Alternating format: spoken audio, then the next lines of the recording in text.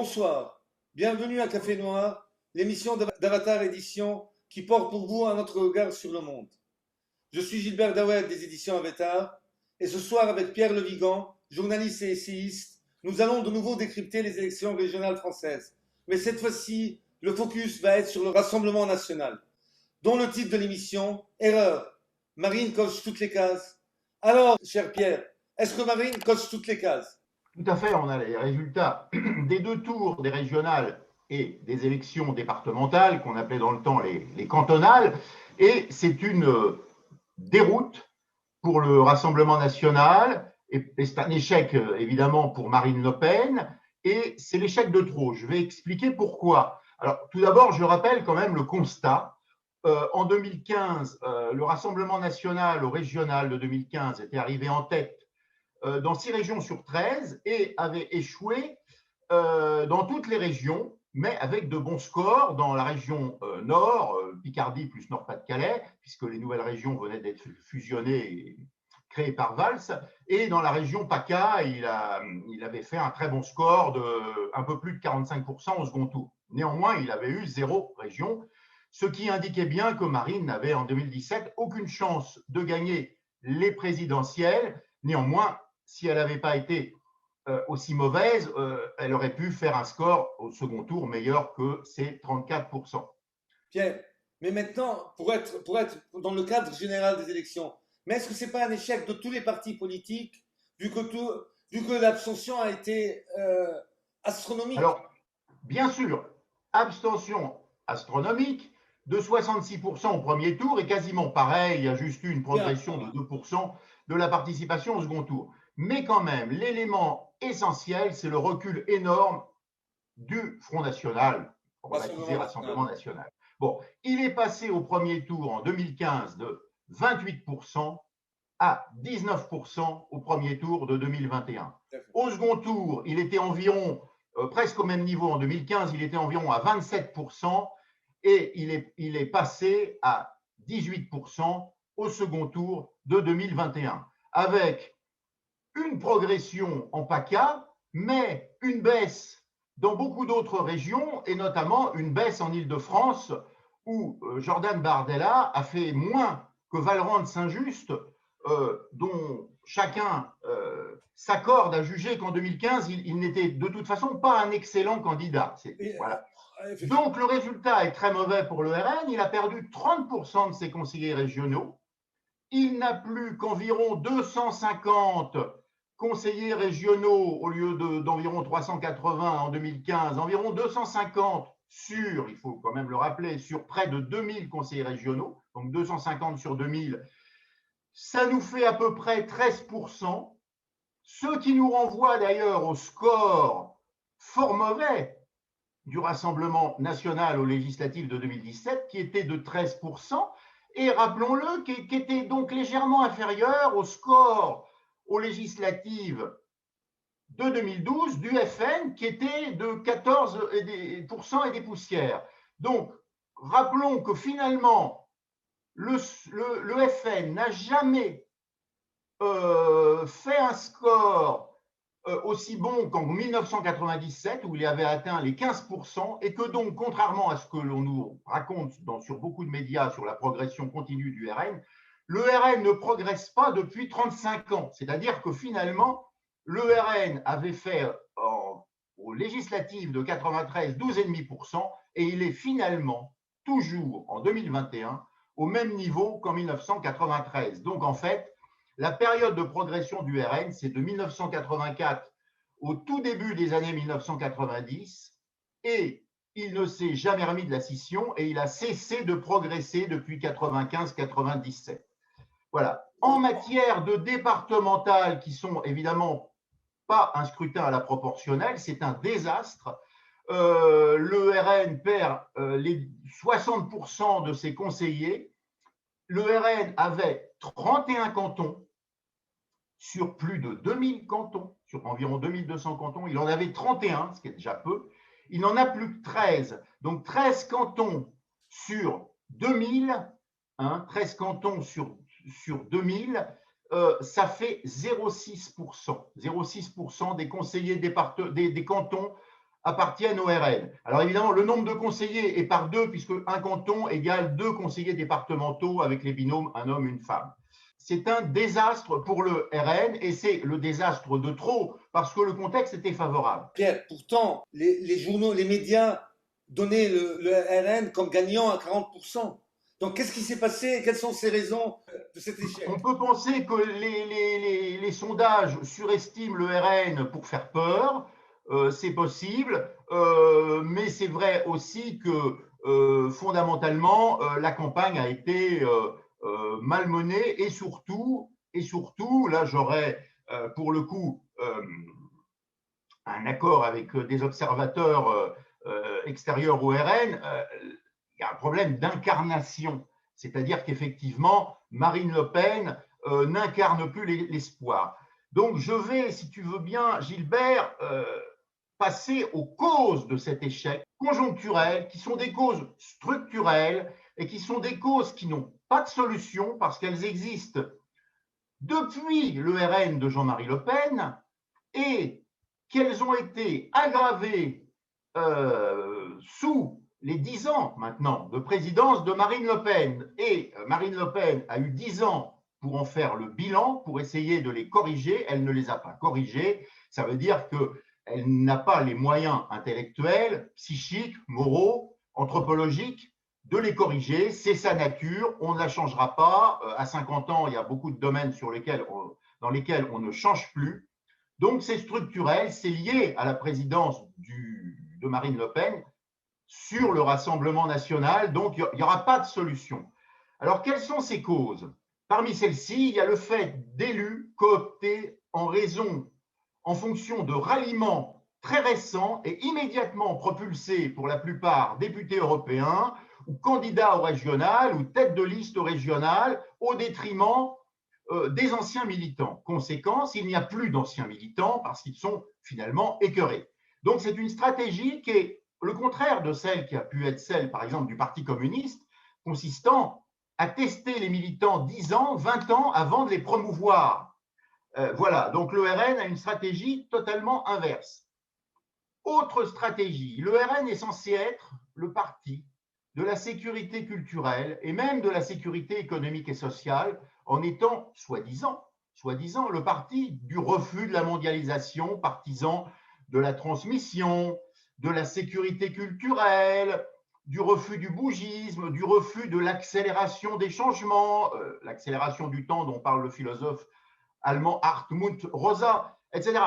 Le RN est censé être le parti de la stabilisation de la société, le parti qui répond à un besoin de repères, car dans la société française, il y a un besoin de repères et un besoin de stabilité. Beaucoup de gens pensent que les changements vont trop vite et vont souvent en plus dans le mauvais sens.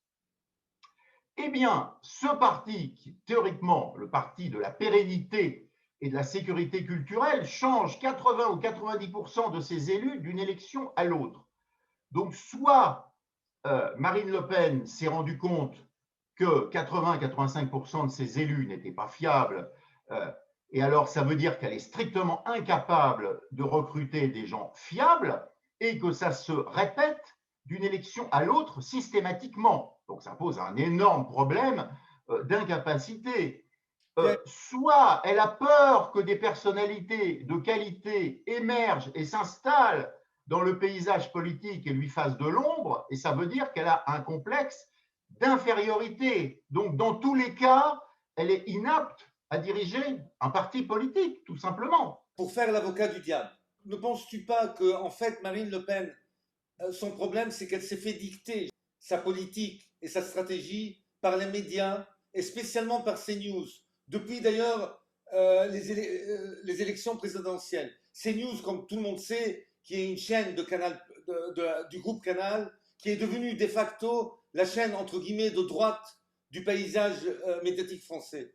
Alors, je crois que c'est pire que ça, parce que Marine Le Pen ne se fait pas dicter sa ligne politique pour la bonne et simple raison qu'elle est incapable d'avoir une ligne politique. C'est-à-dire que, contrairement à ce qu'elle avait dit en 2017, il n'y a toujours pas une seule revue d'idées au Rassemblement national, il n'y a toujours pas un seul magazine, fût-il un magazine plus ou moins grand public, il n'y a pas de revue d'idées, il n'y a pas de magazine pour les militants, il n'y a pas d'école de cadre et il n'y a pas, ce qui est logique à ce stade-là, de ligne idéologique.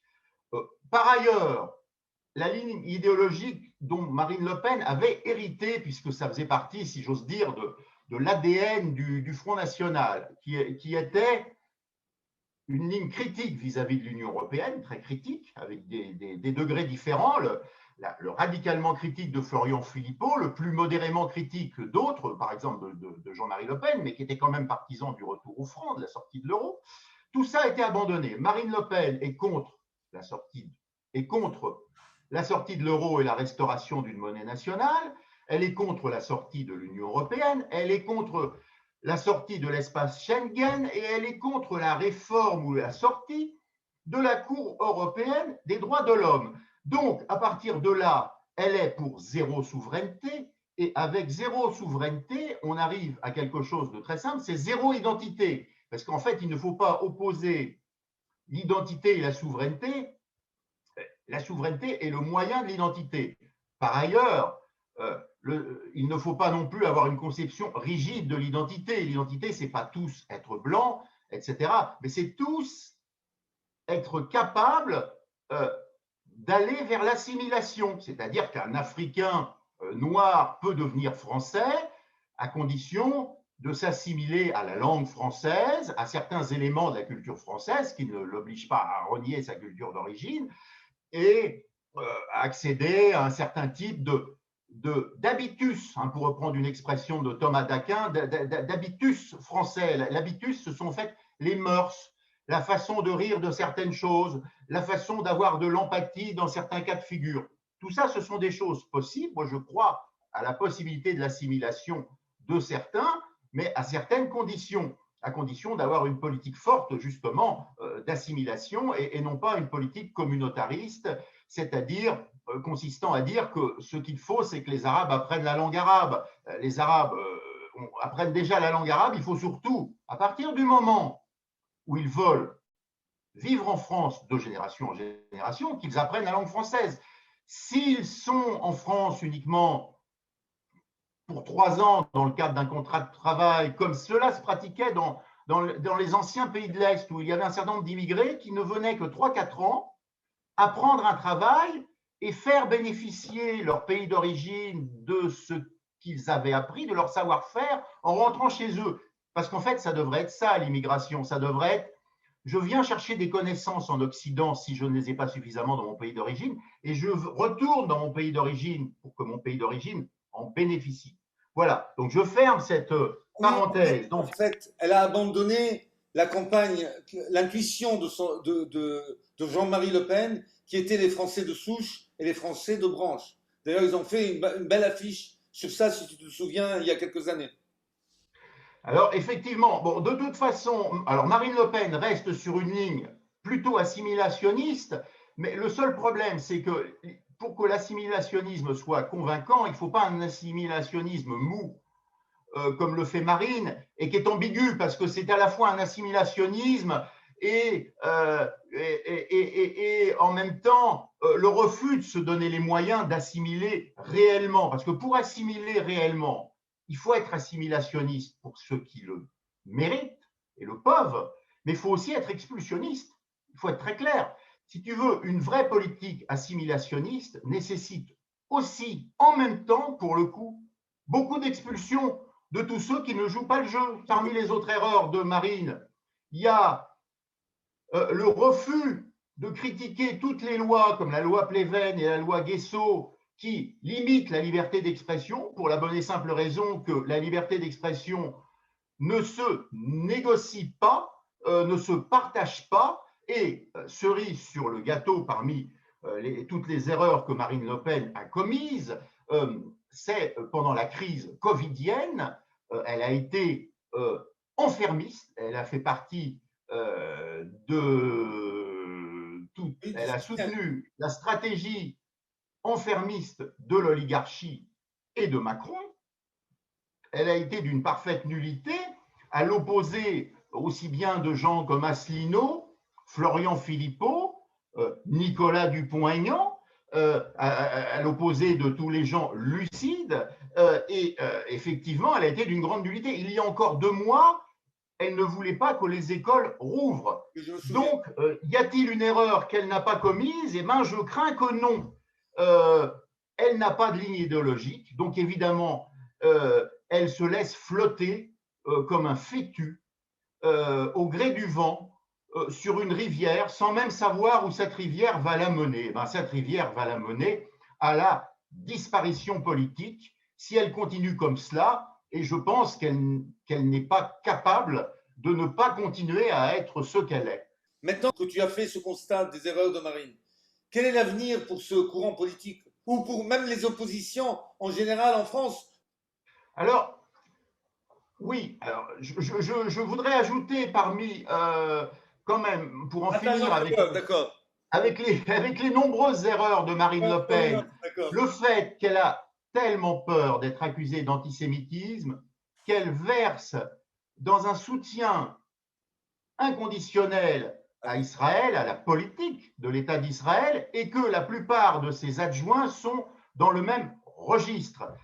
Et au-delà d'ailleurs du Front National, une partie de la presse de droite, y compris des journaux qui ont, il y a 15 ans, il y a 20 ans, ont eu des positions excellentes, mais qui ont malheureusement dégénéré, versent aussi dans ce philo-israélisme qui n'est pas raisonnable. Alors, je prends un exemple parmi d'autres. C'est Hervé Juvin, dans un de ses articles parus sur son site en juin 2021, explique la réalité est qu'un écosystème ne survit que parce qu'il est séparé des autres, par l'éloignement, par ses défenses naturelles, par sa capacité à éliminer les espaces invasifs.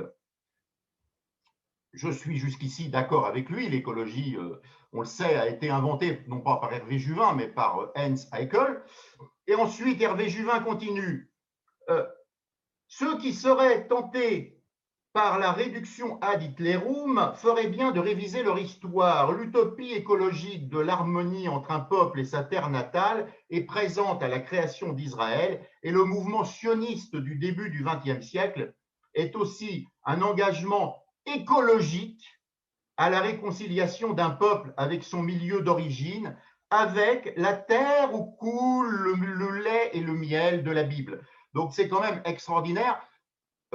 Monsieur Juvin, donc, considère que l'exemple même de l'écologie humaine, c'est la politique actuelle, expansionniste, colonisatrice, chacun le sait, c'est une évidence, de l'État d'Israël. Donc, je l'invite à lire des gens sérieux comme Alain Grèche ou Dominique Vidal. Et pour le coup, bien que je sois en désaccord sur beaucoup de sujets avec Madame Clémentine Autain, pour le coup, je citerai ce qu'elle a dit le 11 mai 2021 à l'Assemblée. La France ne choisit plus son camp, celui de la justice et du droit, le seul qui peut conduire à une paix durable pour les Palestiniens et pour les Israéliens.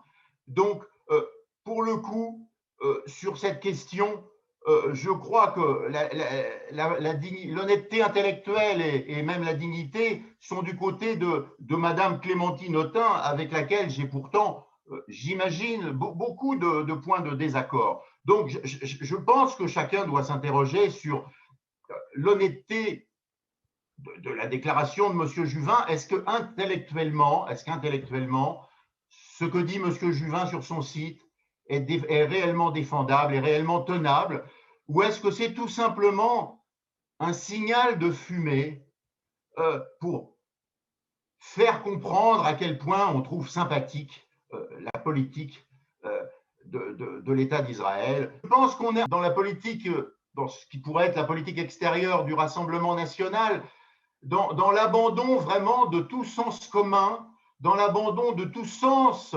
de l'équilibre international, dans l'abandon de tout ce qui a été un des éléments de la politique du général de Gaulle, c'est-à-dire l'attachement à ce que chaque peuple puisse vivre librement, puisse exister, puisse épanouir son être. Et tout cela, bien que Marine Le Pen se soit parfois dit gaulliste, tout cela est piétiné par la plupart, par Marine Le Pen elle-même et par la plupart de ses adjoints. Je renvoie aux déclarations de M. Juvin, député européen et chroniqueur dans une revue de droite. Je renvoie aux multiples déclarations pleines d'excès de M. Collard, aux déclarations de M. Chenu à chaque fois bien que ça a été rare, à chaque fois qu'il a eu à aborder ces questions internationales. Mais ils sont aussi incapables d'avoir une colonne vertébrale idéologique. Or, la colonne vertébrale idéologique d'un mouvement antimondialiste, ça devrait être tout simplement d'opposer la liberté et l'épanouissement des peuples à l'homogénéisation par la grande méga-machine mondialiste. Mais ils n'ont pas de critères idéologiques, ils n'ont pas de ligne idéologique, ils n'ont pas de colonne vertébrale. Je suis en colère parce que, non pas parce que j'ai de la pitié pour les dirigeants du Front National qui ont pris une claque, parce que je sais que parmi leurs électeurs, il y a une grande partie de la France qui souffre de la mondialisation, qui souffre des licenciements, qui souffre d'une immigration massive, effectivement, d'une immigration excessive et de l'abandon depuis 30 ou 40 ans de toute politique sérieuse d'assimilation. Et parmi ces Français qui souffrent, il y a beaucoup d'immigrés intégrés qui souffrent de ce que l'afflux de nouveaux immigrés sans papier qui sont sans arrêt régularisés déstabilise la société française et oblige un certain nombre d'immigrés, par exemple, à mettre leurs enfants en école privée. Mais j'ai de l'espoir, Gilbert. Vas-y alors. Tu vas peut-être me demander qu'est-ce qui fait que j'ai de l'espoir. Parole de la fin, cher ami. Allez. Parole de la fin. J'ai de l'espoir parce que je crois à la possibilité maintenant d'un mouvement de ciseaux dans la région Grand Est où les patriotes de Florian Philippot ont pu présenter une liste. Ils ont fait 6,95%, c'est-à-dire quasiment 7% sans soutien. Ça ne leur a pas permis, puisque le seuil pour se maintenir au second tour est de 10%, d'avoir des élus. Mais je pense qu'il y a une montée des patriotes et que les courbes vont peut-être se croiser. C'est-à-dire qu'au moment où les patriotes vont monter de 5 à 10% et peut-être au-delà, eh bien Marine Le Pen va descendre, comme en 2007, où Jean-Marie Le Pen a fait 10% au présidentiel et 4,5% aux législatives. Il est fort possible que le même phénomène se produise plus rapidement qu'on ne le pense, peut-être dès 2022 pour le RN. Et contrairement à ce qui s'est passé après 2007, où l'échec de Sarkozy fait que le RN a pu remonter, s'il y a une force qui incarne le patriotisme et la France périphérique, eh bien, si cette force est par exemple les patriotes ou une confédération autour des patriotes, eh bien, il est fort possible, là, moi je pense que le RN ne remontera plus, que ça sera terminé et que la vie politique française passera à une autre force d'opposition à la mondialisation et, je l'espère, au-delà même de la mondialisation, à une autre force d'opposition à la domination du capital, à ce qu'on appelle le capitalisme. Et ce qu'on dit au-delà de la droite et de la gauche. Au-delà de la droite et de la gauche, comme nous le disons, mon cher Gilbert, depuis 45 ans, et je crois que nous n'avons jamais cessé d'avoir raison. On peut dire aussi que c'est en intégrant le meilleur de la droite et le meilleur de la gauche. Ben sur ce, on va conclure notre émission de ce soir. Je te remercie pour ton analyse, cher Pierre. Merci, Gilbert. Les auditeurs peuvent commenter librement dans les champs de commentaires de cette émission. Et bien entendu, ils peuvent s'abonner à notre chaîne vidéo. Et je leur donne rendez-vous à la semaine prochaine.